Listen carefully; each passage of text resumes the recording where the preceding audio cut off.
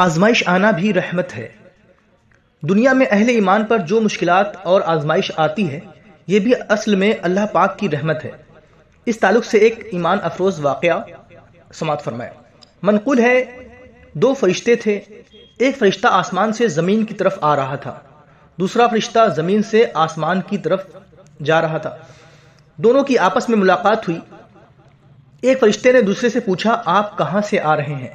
دوسرے نے بتایا فلاں شہر میں ایک غیر مسلم رہتا ہے، وہ بہت بیمار تھا، اس کا آخری وقت بس آنے والا تھا۔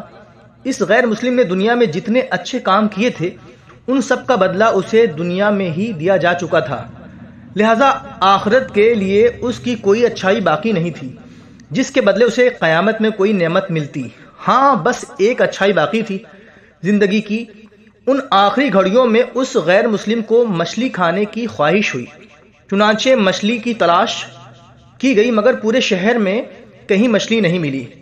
مجھے اللہ پاک نے حکم دیا کہ اس کے لیے مچھلی کا انتظام کرو تاکہ اس کی وہ جو ایک اچھائی باقی ہے اس کا بھی بدلہ اسے دنیا میں ہی دیا جائے اور آخرت کے لیے بالکل کنگال اور خالی ہو جائے۔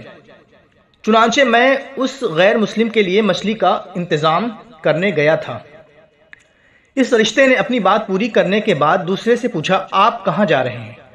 کہا فلاں شہر میں ایک مسلمان ہے، اس کا بھی آخری وقت ہے، اس کے جتنے گناہ تھے ان سب کے بدلے اسے آزمائش میں مبتلا کیا جا چکا ہے، اب اس کے اعمال نامے میں کوئی گناہ باقی نہیں ہے، بس ایک گناہ رہتا ہے۔